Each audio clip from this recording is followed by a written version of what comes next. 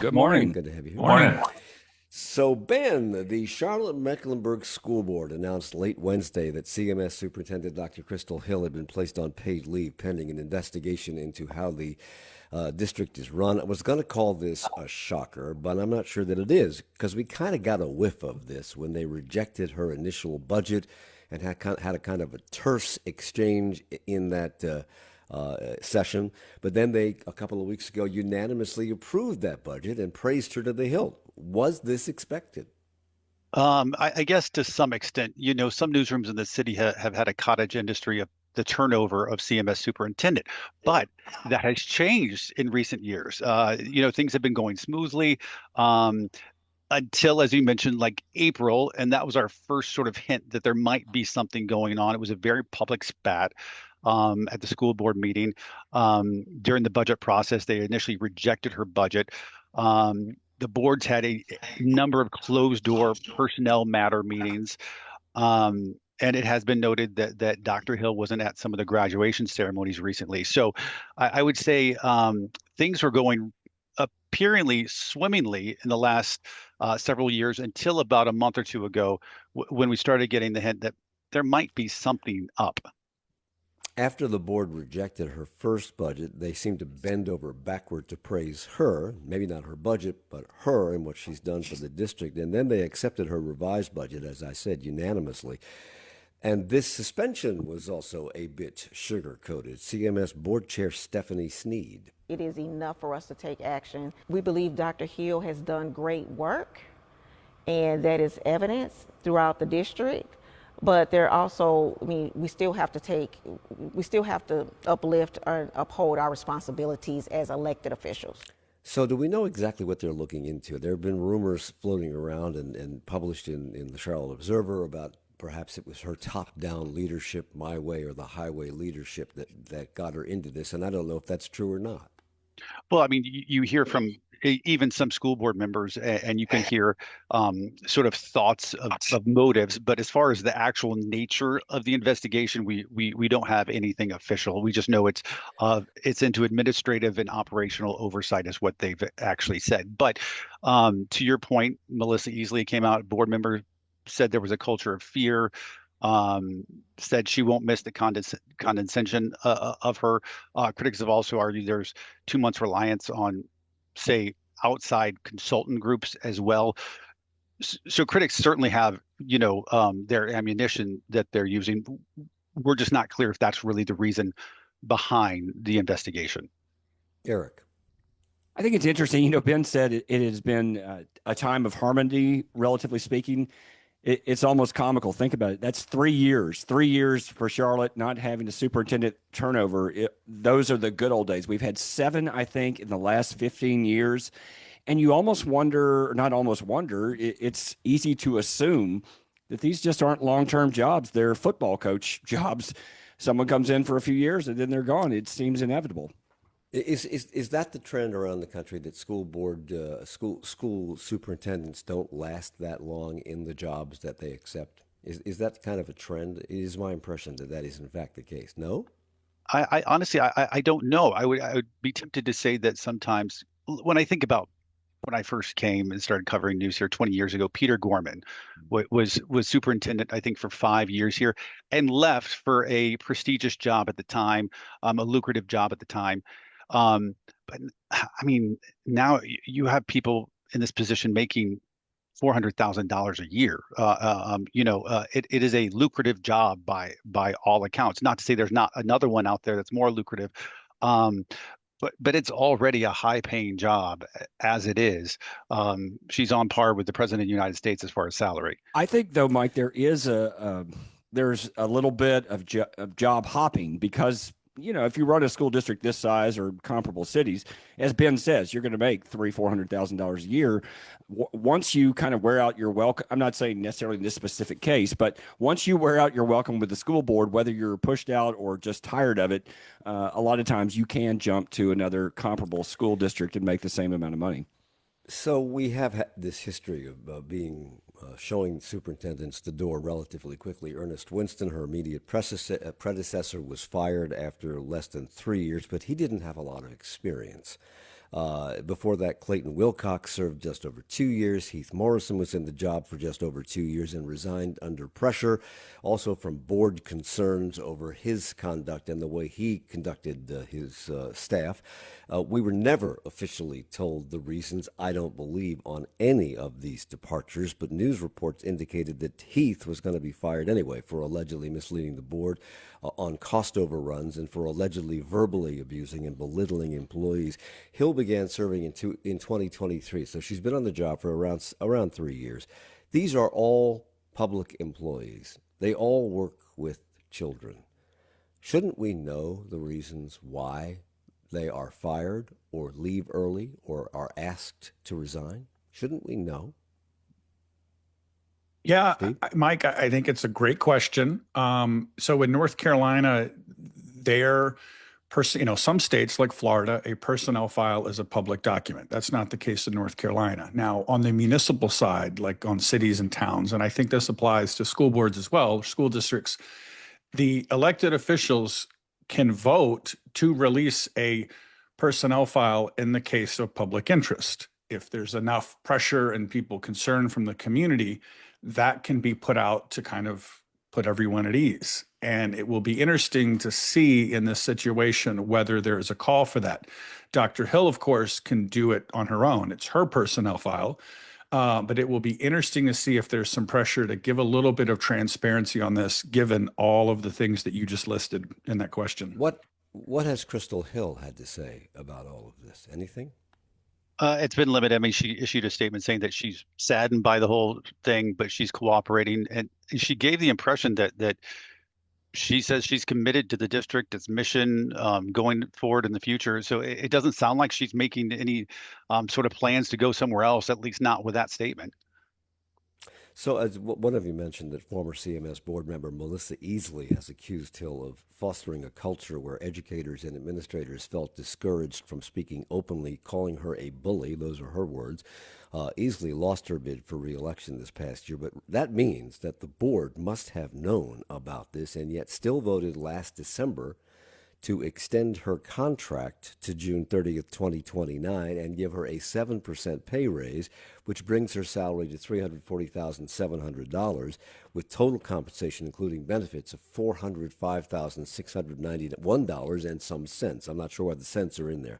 The Observer looked at her contract and reported yesterday that we would likely owe her up to a year's salary if she's removed without cause. In this county, we seem to have made a habit of praising leaders, giving them contract extensions and raises, and then shoving them out the door 6 months later. Is that likely to happen here? I think it's going to depend really on what the investigation finds, which we're expecting to take a few weeks, because the result of that investigation is going to lead to whatever happens, and the reasoning, if she's dismissed or if she's kept, it will sort of all come down to what the result of the investigation is. Okay, well, stay tuned. More to come. 110 people applied to be the interim mayor of Charlotte when Vi Lyle steps down at the end of this month. City Council, which will make the final decision, has narrowed the field to 5. Who are they? Steve? We've got Mayor Pro Tem James Mitchell, former Mecklenburg Commissioner and City Council member Harold Cogdell, Carrie Cook, who was recently a vice president at the Federal Reserve, Rob Harrington, an attorney, and State Senator Caleb Tedros.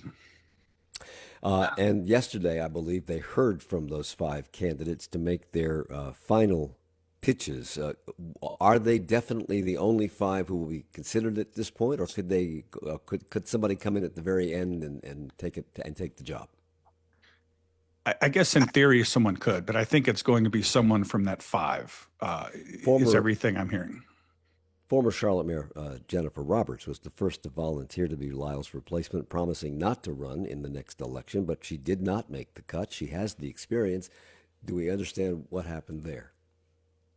She was not able to make it to this Monday's forum where they were able to address city council members. I think a lot of these council members already know who Jennifer Roberts is, to the point where they had a little bit of back and forth on Monday about as to whether anyone was going to nominate folks who did not show up. Apparently she had some prior commitments and couldn't make it.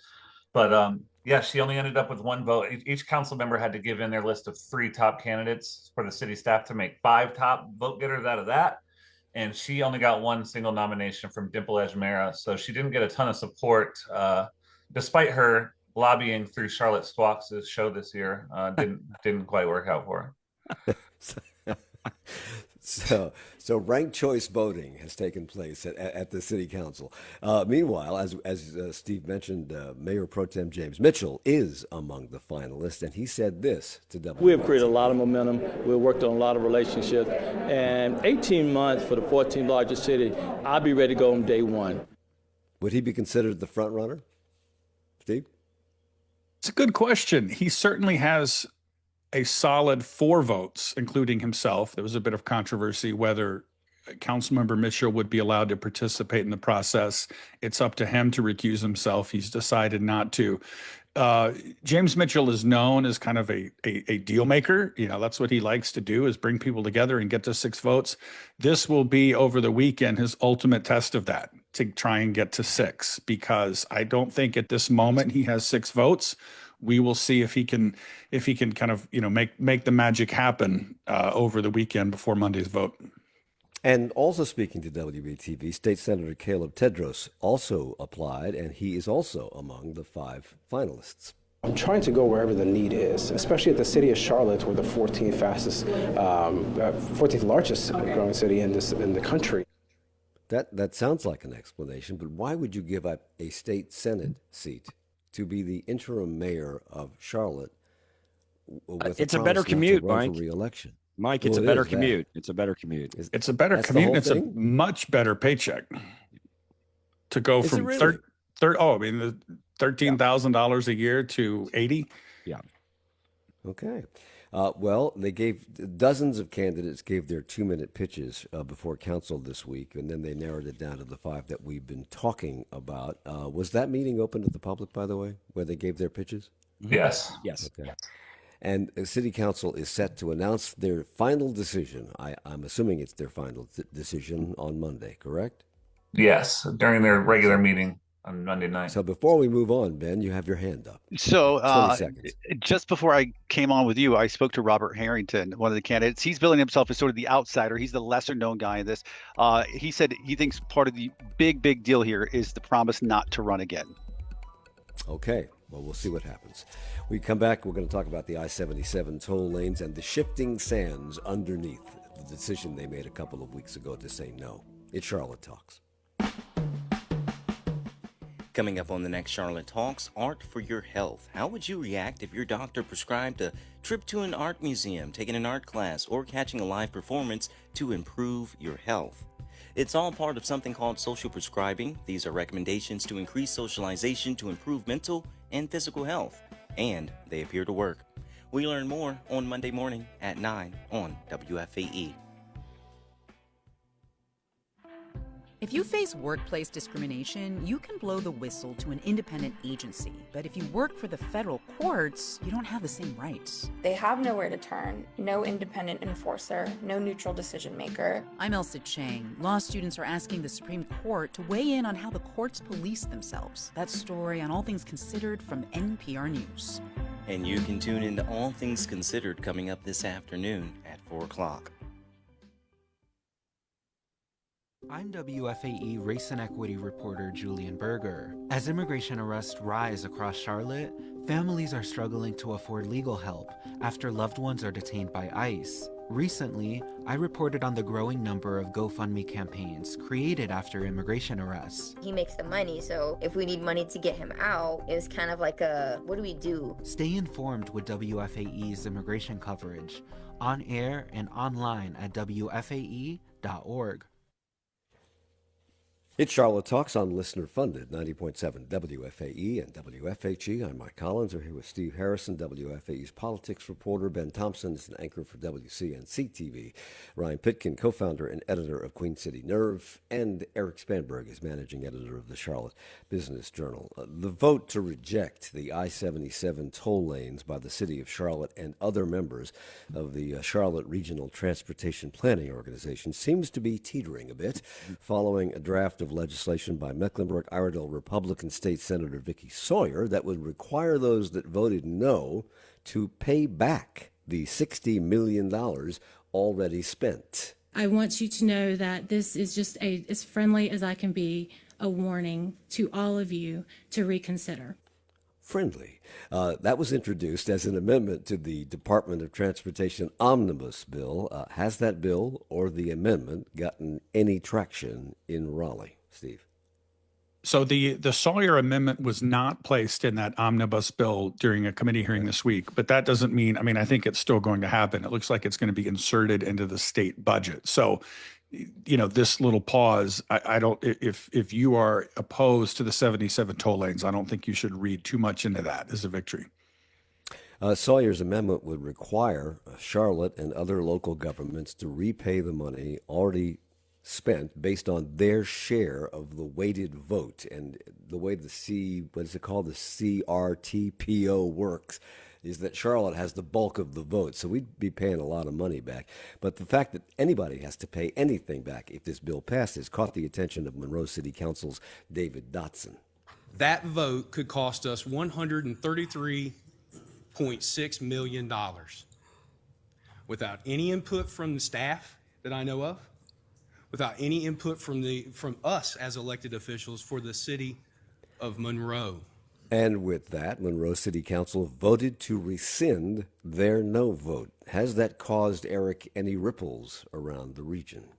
Well, I think that all of the local governments obviously have the same worry, and that's the point of this amendment that Senator Sawyer has introduced is in her amendment, it would either enforce that penalty or you would have until January 1st of 2027 to rethink, so to speak. So it is certainly a carrot and stick maneuver. Now, we've heard from Mecklenburg County Vice Chair Lee Altman and others, including the town attorney of Matthews, that this is unconstitutional, that this is punitive, that it is retroactive.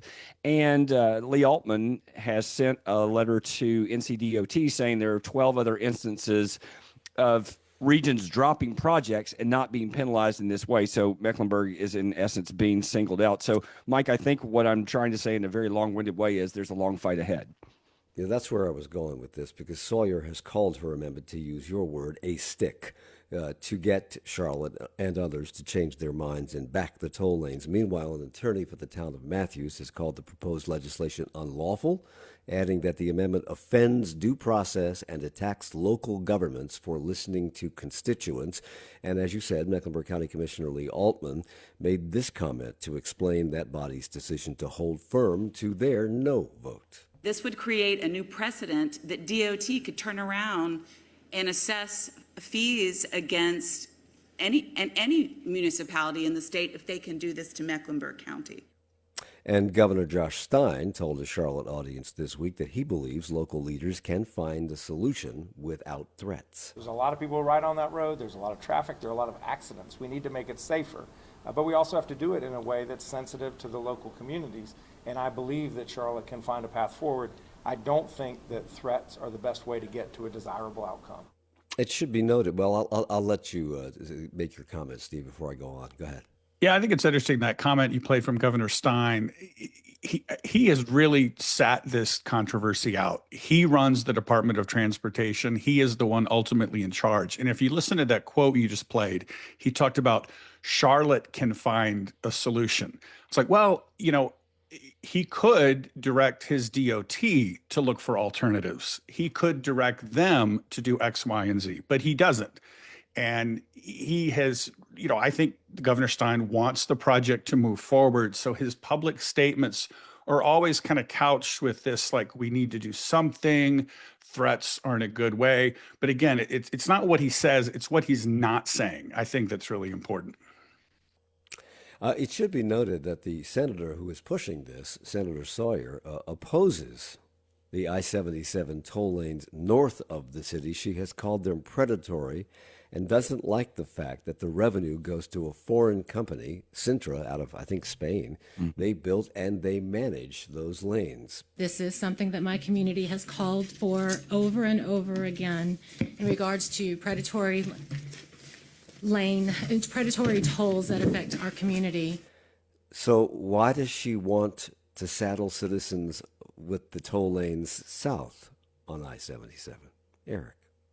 Well, it's interesting. Lee Altman responded to that by saying, make it make sense. On the one hand, you want to get rid of the toll lanes in your own district, and on the other, you want to force it onto the southern part of the district. What Senator Sawyer has said is that leadership is going to take action on this, and she is, as you played the clip, sort of providing a warning and transparency that Mecklenburg County has to act in some way. But it is all but impossible to hear the juxtaposition of getting rid of the north and enforcing the south and thinking anything but, what are we doing here? It's the Civil War all over again. Steve, go ahead. Yeah, and I was reading an email that Senator Sawyer sent a resident of McCrory Heights this week. And in that email, she said, well, I don't like the 77 South project either. So again, it's very puzzling. We don't like 77 North. We don't like 77 South, but I'm going to force it through. And this idea that Senator Sawyer has been casting herself as like, look, I'm trying to help you. I'm trying to help you on this to let you know. And, you know, there is a lack of transparency in Raleigh, clearly. But at some point, if there is a actual law that requires Charlotte to pay this back, it's going to be public. I mean, this idea that we're getting a heads up, I don't really see the benefit of that. Anything that is in the omnibus bill or the budget eventually will be written down and made public. So I'm not quite seeing the favor here for local governments. It's not going to be a secret. Mike, at some point as we delve into this over the next 39 years, we're going to get into the idea I've mentioned earlier, Sawyer's proposal that the area would have until January 1st before the money comes out of the state transportation fund, the $600 million that would go toward this project with the private money. At the same time, the North Carolina Department of Transportation Board is scheduled to vote to remove that $600 million at its August 8th meeting. Now, obviously, these things can change, but that's a subplot to this conversation. Is the amendment going to take precedent? Is the NCDOT board going to take that action? And as with all of these things, there are a million codicils of federal requirement and state law and what can be done and what can't be done. So here we sit. Okay, another story to stay tuned for because it's going to go on all summer and probably into the fall. Reverberations from the death of 6-year-old Dominique Moody last December in Mecklenburg County are still being felt. She died after police found that she was starved, beaten, and allegedly forced to live in a dog crate. This after a state investigation found evidence of multiple reports of alleged abuse and neglect that were ignored. State Representative Carla Cunningham. But what is so interesting is that there were 5 cases that later went to 13 cases where people had called in and reported incidents at this residence, and they were all unsubstantiated. And so we don't want that to happen again. One child welfare expert has called what happened, quote, incredibly preventable. And this week, the House unanimously approved a new child welfare set of regulations. What do they include, Ben? It would basically create a quicker warning system that would sort of alert state officials in a faster way that there are warning signs in specific cases like this one, because they say the system, by all accounts, failed her in this situation. So they would have what they're calling a state-level child welfare escalation team that would review high-risk cases when red flags keep on piling up and they repeatedly come up, and create more oversight over cases like this, hoping to catch them when they otherwise are falling through the cracks. Are investigators just looking into this case, or are they looking into other cases? In other words, is this a one-off? Is this an extraordinary situation that has only happened once, or could it have been happening and still happening repeatedly in other cases and we just don't know about it? I think the sheer nature of this case and how horrible it is getting the attention and why this bill is being named for her. But I think there's also an acknowledgement that if this can happen in one place and to one child, that this could certainly happen in other places, which is why state lawmakers are getting involved. So it passed unanimously in the House. It goes to the Senate next. Do we know what their feelings are about this bill? Any idea? I think there's support. I'm not quite sure if it's unanimous yet, like it is in the House. I think the big question over this is, would more documentation, which this bill calls for, more photos, more video, that sort of thing, is that going to be enough to compensate for agencies that are in many cases already seeing staffing shortages, they're already seeing heavy workloads, and they're already seeing a lot of turnover. And this bill wouldn't exactly address that. And so a lot of people say it probably is not going to go far enough with agencies that are already struggling. So the North Carolina House is also considering a sweeping elections bill that is being pushed back on, I should say, by Democrats. What does that bill propose, Ben? This is not just a tweak. This is pretty sweeping. It would change the way that votes can be not counted necessarily, but challenged, audited, that sort of thing. And I think you've got to ask yourself, are you saying that there's a problem with the way the elections are run right now in North Carolina? Has there been fraud? Because a lot of people will say this is an answer, a problem looking for a solution. But it would allow the state auditor to audit any county.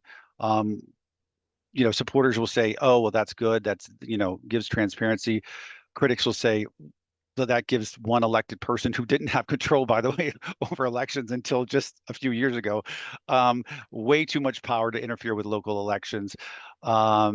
It also, on the upside, it does give absentee voters a few more days to fix problems. But again, a lot of folks are wondering if this is really necessary. It also allows any resident of a county to challenge another resident's ballot until 5 days after the election. That seems like a formula to create chaos. It also would ban people who have never lived in the state from voting here. Who would they be, the people who have never lived? The sons and daughters of military folks who people are overseas. Yep, that's exactly who they're talking about. So where are they supposed to vote? It's not exactly clear. If they're making accommodations for those people, or if those people are going to just sort of miss out. It's a part of the problem that a lot of people are pointing out. Okay, well, we'll see what happens there too. In the Senate, they are considering putting a cap on how much nonprofit hospital CEOs can be paid. That's causing a shudder, I'm sure. This is part of a broader health care bill that passed committee this week. Republican Senator Jim Bergen of Hartnett County says hospital CEOs should have their pay capped at a level based on their lowest paid employee. That means if a hospital's lowest paid full-time employee makes $35,000 a year, the hospital CEO's compensation will be capped at 400 times that amount, or $14 million annually. So where is this coming from, Erik? Why now? Well, I think it's because of the pending WakeMed Atrium Health merger in the Triangle area. And as many of us on this show know and listening, Atrium Health is part of Advocate Health, which is based in Charlotte. The CEO of Atrium Health, Gene Woods, received compensation of $26 million, or nearly $26 million in the most recent reports. And so I think it's a pretty straight line from that merger, his pay, to the General Assembly. So he makes, to be exact, $25.8 million a year in total compensation, but that includes a base salary of $4.6 million, bonus and incentive pay of $14.4 million, other compensation of $3.8 million. It's probably a car allowance, and a retirement and deferred compensation of $2.9 million. So really, will this cap apply to total compensation or just his $4.6 million salary? In other words, will he be hit by this? That's what I'm curious about, Mike. When this bill, assuming that this bill makes it through, can you stop bonuses and other compensation, and to what degree can you stop those? Because there's a big difference between what the senator just said about salary and 14 times the lowest paid amount. So this is going to be tricky. As with all these matters in Raleigh, it seems so straightforward, and then all of a sudden you start to look at it and say, well, is that going to fix the problem you're trying to fix? Wow. Rising concerns over data centers have resulted in moratoria on new centers in several areas, including Mecklenburg County, where they put a 150-day moratorium in place. I think it would take it till November. Aside from concerns over water consumption and noise pollution and the fact that these centers tend to result in an increase of electric rates for ratepayers, they, like other businesses, often receive tax incentives for locating in a certain area, even though they don't employ a lot of people. Now, Governor Stein wants to repeal those incentives at the state level. Ryan, that wouldn't happen until 2032. If it's so important, why wait? Well, the 2032 would sort of be the sunset of all exemptions, but under Stein's plan, which has not really been created into a bill yet, it's still in the works. But under this plan, some of the things would roll out a little quicker than that. Specifically, the energy usage exemption, and I think that's one of the biggest things that people see is, oh, these data centers come online and they start sucking up all the energy usage at a time when they're already trying to raise the rates on us. That's going to be the first priority that could happen within about a year if this bill is, put in front of lawmakers and passed. Stein wants to end the exemption on electricity by the end of this year, which would be the deadline for data centers to apply for an exemption from the North Carolina sales tax, saying it's unfair for taxpayers to subsidize data centers' energy use. Mecklenburg Democratic Representative Terry Brown added this. While we're rolling out the welcome wagon, we want to make sure that we're not losing our shirt at the same time. So is this a bipartisan issue, or is movement being led mostly by Democrats, Ryan? This is something even Phil Berger has spoken, if not fully in support of. He's definitely been on board and wants to look more into this. We've spoken before on this show about the fact that counties and municipalities all across the state, regardless of whether run red or blue, are all sort of passing these moratoriums and having holdups on all of these. So it is definitely a bipartisan effort. Well, there's a Republican primary, a runoff primary going on in South Carolina. Early voting is underway. They vote officially on Tuesday for the next governor candidate from the Republican Party, and we'll look into what's going on down there in just a moment. It's Charlotte Talks on WFAE. Good morning. It's just about 9:40. You're listening to Charlotte Talks on WFAE. Coming up at 10 o'clock, how AI is transforming our cities. Artificial intelligence is revolutionizing how we run cities. It has the potential to make life more affordable, efficient, and safe, but with little oversight and policy, what are the risks to residents? We'll discuss it on today's 1A coming up in 20 minutes. Hey, it's Michael Barbaro from The Daily. It's one thing to love public radio, as we all do, but it's a special thing to support it. Consider this. If you've got a car you don't need anymore, or a car that's simply too expensive to maintain, arrange to donate it to WFAE. It's easy for you. Pickup is free, and it could be worth hundreds or thousands of dollars in support. Thanks in advance. Here's how to get started. Go to WFAE.org/cars to begin. Support comes from WFAE listeners in Blumenthal Arts presenting Charlotte Squawks 21, a musical comedy that takes down Charlotte through satire and song parodies, June 4th to 28th at Booth Playhouse. Tickets at blumenthalarts.org. And Work Smart IT, with the goal to help local businesses simplify IT management, including cybersecurity, 24-hour help desk support, and cloud strategy. Tech tips and more at worksmart.com/blog. It's Charlotte Talks on WFAE and WFAE.org. I'm Mike Collins. Steve Harrison's with us, WFAE's politics reporter. Ben Thompson, anchor at WCNC TV. Ryan Pitkin, co-founder and editor of Queen City Nerve. And Erik Spanberg, managing editor of the Charlotte Business Journal.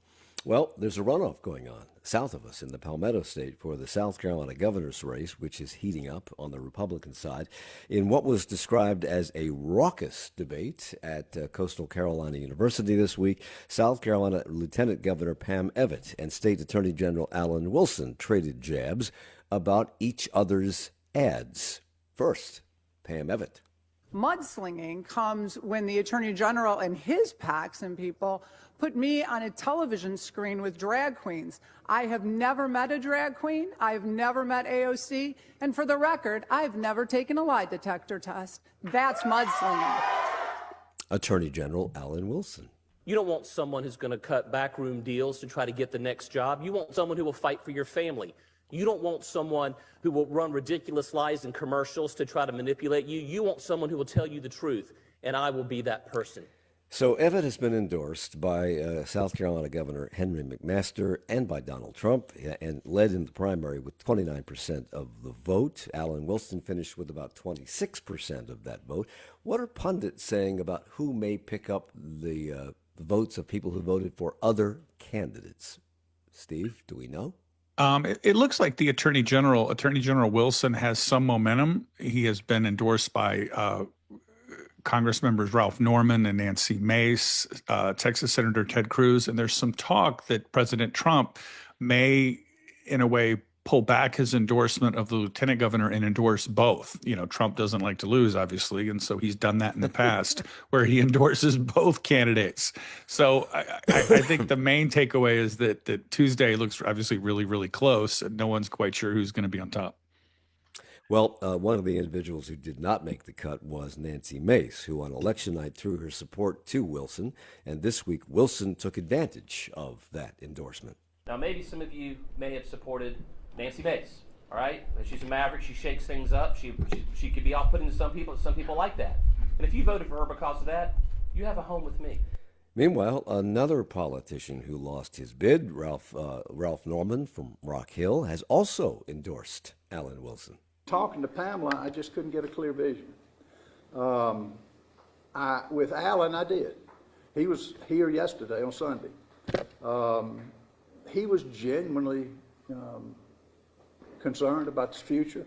He bought into the ideas that we have. So it was tough. I didn't decide till late last night. I don't know if you can answer this question, Ben, but will these endorsements help Alan Wilson?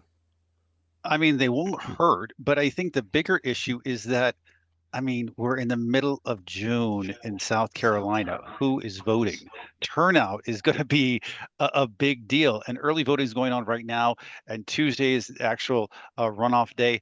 But I mean, turnout, I assume, is going to be abysmal for something like this. So I think political, if we had Bitzer on here right now, he'd probably say it's all about turnout. Who's going to get turnout? And I think that's probably true. I'm not an expert like he is, but I think that's what he'd probably say, because it's going to be such a small turnout. If one camp can get more people out, and if Ralph Norman and Nancy Mace does that for the voters and gets more people out, then honestly, that's going to be more determinative than anything. The Bitzer you referred to is Michael Bitzer, who's a professor of politics and history at Catawba College and a go-to guy in media for all things politics.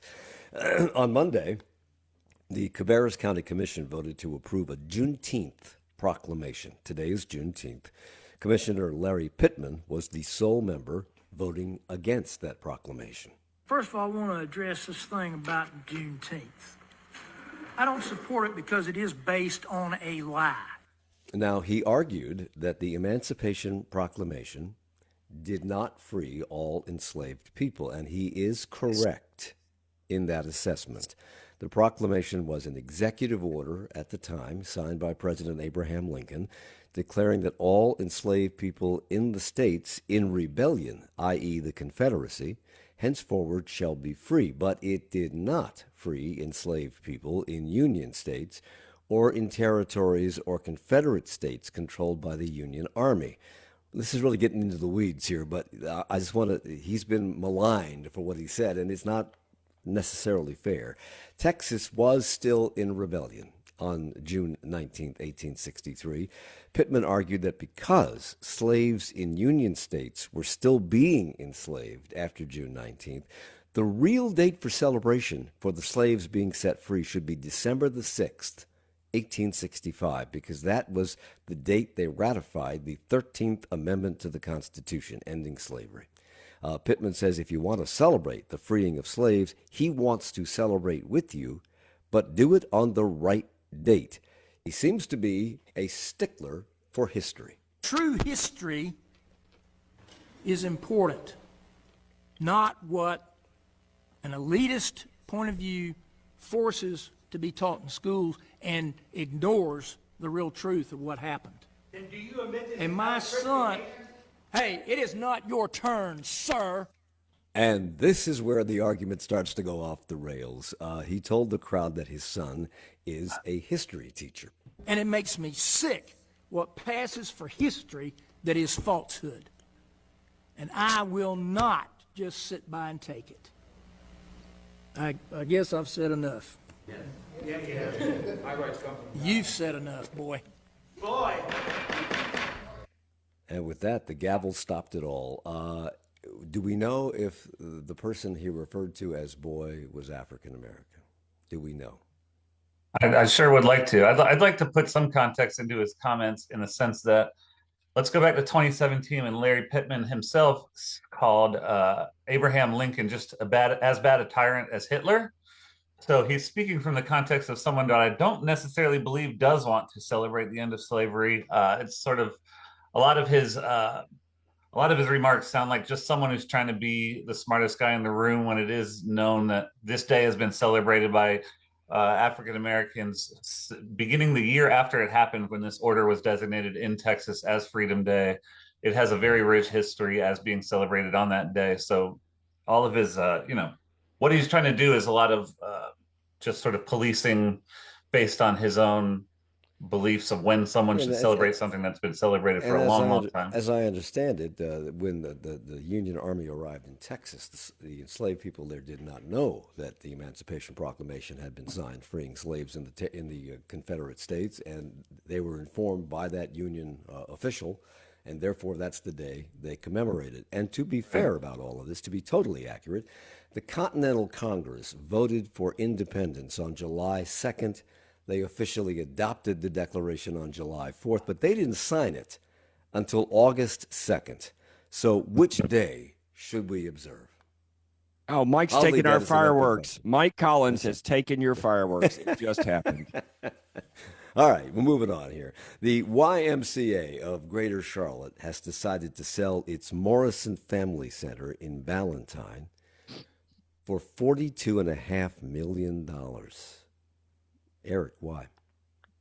The CEO of the YMCA says they need the money to invest in a $100 million facility upgrade across the YMCA system in Charlotte, and this will obviously pay nearly half of that amount.